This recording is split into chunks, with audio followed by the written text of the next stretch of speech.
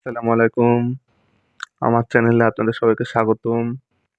আমি তানভীর আবরার নবীন, বাংলাদেশ কৃষি বিশ্ববিদ্যালয় ময়মনসিংহ এর ফ্যাকাল্টি অব ভেটেরিনারি সায়েন্সের একজন স্টুডেন্ট। গত পর্বে আমরা পিএইচ হ্যান্ড ক্যালকুলেশন পার্ট 1 এর ক্লাস করেছিলাম। আজকে আমরা পিএইচ হ্যান্ড ক্যালকুলেশন পার্ট 2 এর ক্লাস করব। তো এই ক্লাসে মূলত আমরা পিএইচ এর ম্যাথগুলো করব, যে ক্যালকুলেটর ছাড়া কি করে সহজে হাতে কলমে করা যায়।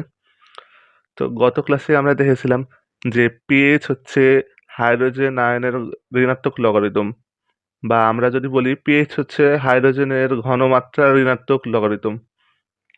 তো পিএইচ এর অঙ্ক করার আগে আমাদেরকে লগের কিছু মান মুখস্থ করতে হবে বা জানতে হবে, যেগুলো ছাড়া পিএইচ এর অঙ্ক কোনোভাবে সম্ভব নয়। লগের এই মানগুলো আমরা মুখস্থ করতে পারি বা যেভাবে হোক আমাদেরকে মনে রাখতে হবে। লগের এই মানগুলো আমরা এখন দেখতে পাবো। লগের মানগুলো মনে রাখার জন্য আমাদের এভাবে মনে রাখা যায় যে log 1 = 0, log 2 = 0.3, log 3 = 0.5, এইভাবে আছে। তো এইভাবে আমরা মনে রাখতে পারি, অথবা আমরা একটু টেকনিক খাতায় মনে রাখতে পারি যে log 2 মান 0.3, log 3 এর মান 0.5।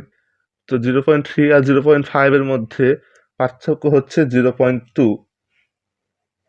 আবার log 4 এর মান 0.6, 5 এর মান 0.7, 6 এর মান 0.8। এই তিনটার মধ্যে পার্থক্য হচ্ছে 0.1 করে। আবার log 7 এর মান 0.85, log 8 এর মান 0.9, log 9 এর মান 0.95। এই তিনটার মধ্যে আমরা পার্থক্য দেখতে পাচ্ছি 0.05 করে। আর সর্বশেষ log 10 এর মান হচ্ছে 1। তাহলে আমরা কি দেখতে পেলাম?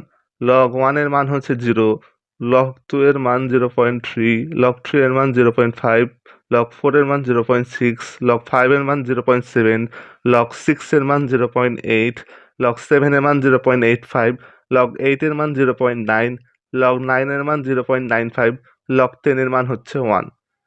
তো আমরা এভাবে মুখস্থ রাখতে পারি বা মনে রাখার সুবিধার্থে একটার সাথে আরেকটার পার্থক্য কতটুকু এভাবেও মনে রাখতে পারি, যেভাবে আমাদের সুবিধা হয়। কিন্তু এই মানগুলো মুখস্থ ছাড়া বা মনে রাখা ছাড়া আমরা পিএইচ এর অঙ্ক কোনোভাবেই করতে পারবো না। তো এখন আমরা পিএইচ এর অঙ্ক করতে গেলে বুঝতে পারবো যে লগের মানগুলো কিভাবে দরকার। তো এখন আমরা ঘনমাত্রা থেকে পিএইচ এর মানের কিছু অঙ্ক দেখতে যাচ্ছি।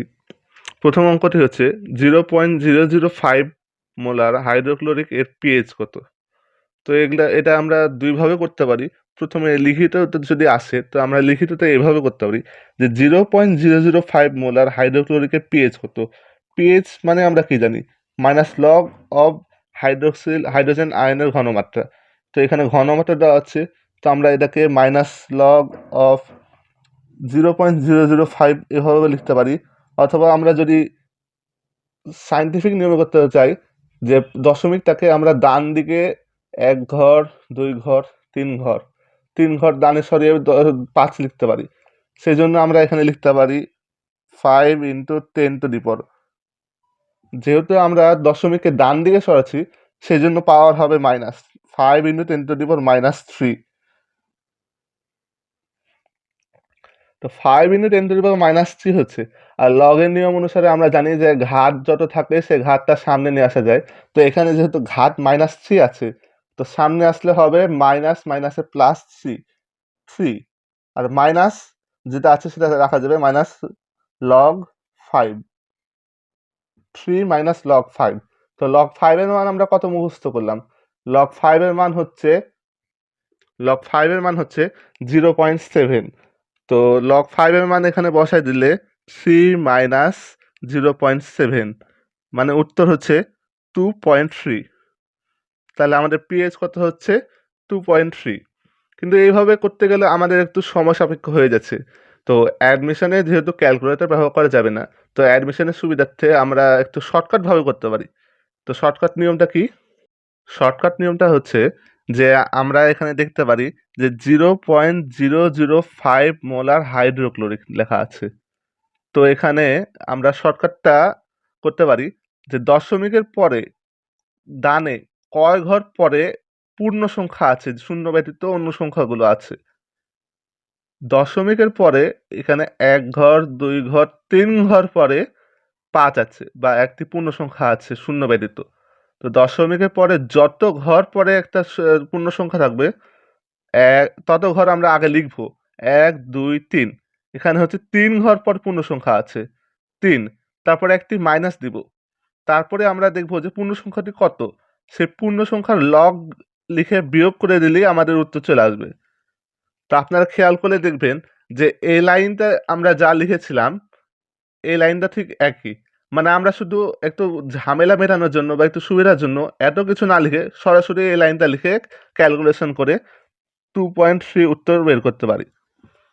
মানে অ্যাডমিশনে যেহেতু এমসিকিউর ক্ষেত্রে বা এইচএসসির পরীক্ষার সময়, বোর্ড পরীক্ষার সময় আমরা এভাবে যদি ক্যালকুলেটর ছাড়া শর্ট নিয়মে পিএইচ বের করতে চাই, তো এইভাবেই বের করতে পারবো যে যত ঘর পরে একটি পূর্ণ সংখ্যা থাকবে ডানে দশমিকের, তত ঘর আগে লিখবো। তারপরে একটি মাইনাস দিয়ে যে সংখ্যাটি থাকবে সেই সংখ্যাটি লগ লিখে বিয়োগ করে দেবো। তারপরে যে উত্তরটি হবে সেটি হবে আমাদের নির্ণয় পিএইচ। ঠিক তেমনি আমরা আরেকটি অঙ্ক দেখতে পারি যে 0.00003 মোলার নাইট্রিক অ্যাসিডের পিএইচ কত। তো নাইট্রিক অ্যাসিডও এক ক্ষারক অ্যাসিড, যাই হোক এক ক্ষারক অ্যাসিড। তো এখানে ১, ২, ৩, ৪, ৫ ঘর পরে আমাদের পূর্ণ সংখ্যা আছে ৩। তাহলে আমরা এখানে লিখতে পারি 5, তারপরে মাইনাস এখানে পূর্ণ সংখ্যাটি কত লগ 3, তাহলে 3 এর লগ লিখতে হবে লগ 3। তো আমরা লগ 3 এর মান কত জানি? লগ 3 এর মান হচ্ছে 5 মাইনাস লগ 3 এর মান কত? লগ 3 এর মান হচ্ছে 0.5। তাহলে আমাদের পিএইচ কত বাড়াচ্ছে? আমাদের পিএইচ বাড়াচ্ছে 4.5। এভাবে শর্টকাটে আমরা যে কোনো পিএইচ এর অঙ্ক করতে পারি। আর চাইলেও যদি লিখিত পরীক্ষায় আসে তাহলে আমরা এইভাবে যেভাবে করলাম এভাবেও করতে পারি। তো এখন আমরা আরেকটি অঙ্ক দেখতে পাচ্ছি যে 0.0037 মোলার হাইড্রোক্লোরিক। তো এখানে 0.0037 চলে এসেছে, মানে দুটি পূর্ণ সংখ্যা আছে। তো এখন আমরা এটাকে দুইভাবে করতে পারি, এমসিকিউর উপর নির্ভর করবে যে উত্তর কিভাবে আছে। মানে ধরেন 0.0037, তো আমরা প্রথম সংখ্যা কত 3 এটাকে ধরবো, কিন্তু 3 এর পরে কত আছে 7। তো আমরা 7 যেহেতু আছে তো আমরা 3 কে 4 ধরে নিতে পারি, 0.004 হিসাবে সুবিধার্থে আমরা এটাকে 0.004 ধরতে পারি। 737 এর জায়গায় আমরা 0.004 ধরতে পারি। তো 0.004 ধরলে কত হয়? 0.004 ধরলে কত হয়? তাহলে আমাদের উত্তর আসবে যে 1, 2, 3 ঘর পর আছে পূর্ণ সংখ্যা 3 মাইনাস 4 এর লগ 4। তো লগ 4 এর মান কত? 3 মাইনাস লগ 4 এর মান কত? লগ 4 এর মান কত? লগ 4 এর মান হচ্ছে 0.6। তো আমাদের উত্তর কত আসে? 2.4। তো আমরা চাইলে এখানে এটাকে আরেকভাবে করতে হবে, যদি এই উত্তরটা আমাদের এমসিকিউতে না থাকে তখন আমরা কিভাবে করতে পারি? তখন আমরা লিখতে পারি যে ১, ২, ৩, ৩ ঘর পরে দশমিক নিয়ে যাব, মানে ৩ ঘর ডানে দশমিক নিয়ে যাব।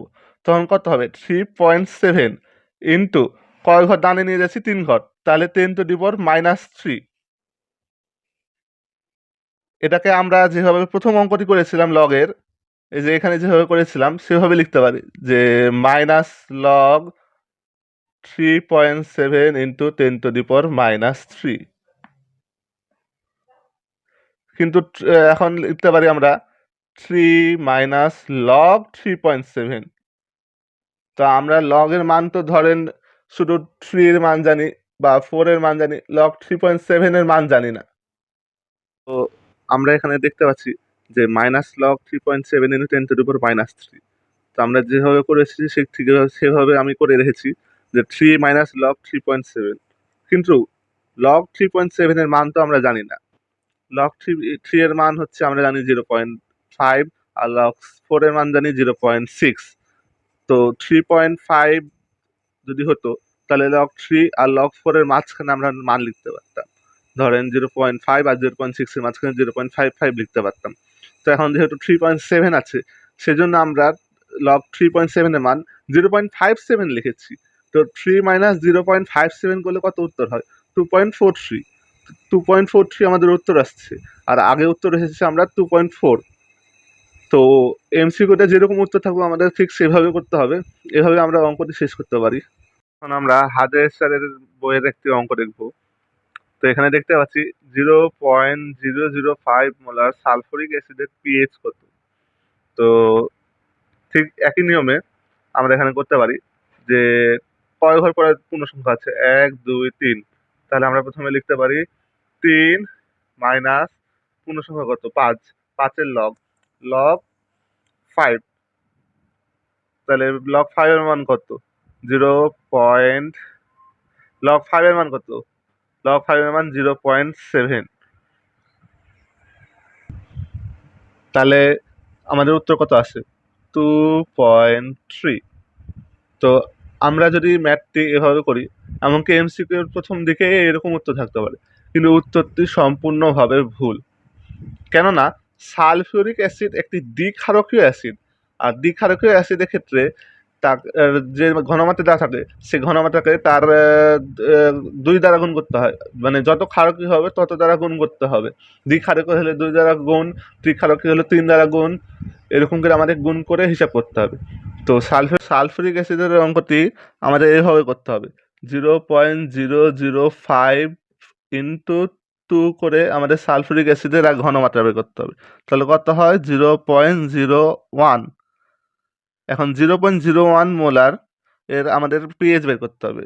তাহলে 1 2, 2 ঘর পরে হচ্ছে আমাদের পূর্ণ সংখ্যা, 2 মাইনাস পূর্ণ সংখ্যা কত, 1, 1 এর লগ, লগ 1 এর মান কত, 0। লগ 1 এর মান যেহেতু 0, তাহলে আমরা লিখতে পারি 2 মাইনাস 0 ইকুয়াল টু 2।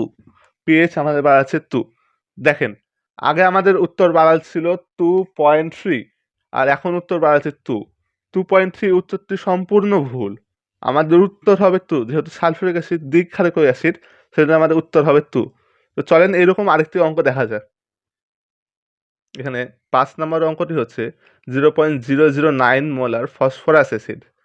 তো ফসফরাস অ্যাসিড একটি দ্বিক্ষারকীয় অ্যাসিড। এখানে আমি বলে রাখি, ফসফরিক অ্যাসিড এর 3 ক্ষারকীয়, ফসফরাস অ্যাসিড দ্বিক্ষারকীয়, আর হাইপোফসফরাস অ্যাসিডের মান হচ্ছে 1। মানে হাইপোফসফরাস অ্যাসিড হচ্ছে 1 ক্ষারকীয়, হাইপোফসফরাস অ্যাসিড 1 ক্ষারকীয়, ফসফরিক অ্যাসিড 3 ক্ষারকীয়, ফসফরাস অ্যাসিড 2 ক্ষারকীয়, হাইপোফসফরাস অ্যাসিড 1 ক্ষারকীয়। এই তিনটা মান আমাদের জন্য অনেক অনেক গুরুত্বপূর্ণ, কারণ এই তিনটা মান থেকে বোর্ড পরীক্ষা হোক বা অ্যাডমিশনে হোক অনেক অনেক কোশ্চেন এসেছে, ম্যাথ এসেছে। এই তিনটা মান যদি আমাদের জানা না থাকে তাহলে আমরা পারবো না। তো এখন এখানে দেওয়া আছে ফসফরাস অ্যাসিড, তাহলে 0.009 ইন্টু 2, যেহেতু ফসফরাস অ্যাসিড দ্বিক্ষারকীয় তার লেগে আমরা 2 গুণ করছি। যদি অন্য কিছু থাকতো তাহলে আমরা অন্য কিছু গুণ করতাম। যদি ফসফরিক অ্যাসিড থাকতো তাহলে 3 দ্বারা গুণ করতাম, হাইপোফসফরাস অ্যাসিড থাকলে 1 দ্বারা গুণ করতাম। 0.009 কে 2 দ্বারা গুণ করলে কত হবে, 0.018। তো আমরা 0.018 মোলারকে 0.02 ধরতে পারি হিসাবের সুবিধার্থে, 0.02। উত্তর যদি এমসিকিউতে 0.02 ধরে না থাকে তাহলে আমরা আগে যেভাবে দেখাচ্ছিলাম সেভাবেই করতে হবে। তো 0.02 মানে 2 ঘর পরে 2 মাইনাস কত পূর্ণ সংখ্যা, 2, তার মানে 2 এর লগ, লগ 2। লগ 2 এর মান কত, লগ 2 এর মান হচ্ছে 0.3। তাহলে আমাদের উত্তর কত আসছে, 1.7। এটাই হচ্ছে আমাদের উত্তর। তো চলেন আমরা আরেকটি অঙ্ক দেখে আসি। এখানে 6 নম্বর ম্যাথটি হচ্ছে 3 ইন্টু 10⁻⁷ মোলার হাইড্রোক্লোরিকের পিএইচ কত। তো এই ম্যাথটিটা আমাদের জন্য আরো সহজ হয়ে গেল। আমরা পিএইচ সমান লিখতে পারি মাইনাস লগ অফ 3 ইন্টু 10⁻⁷। তো আমরা যেভাবে শিখে এসেছি সেভাবে করতে থাকি, যে 7 মাইনাস লগ 3। তো লগ 3 এর মান কত, 0.5।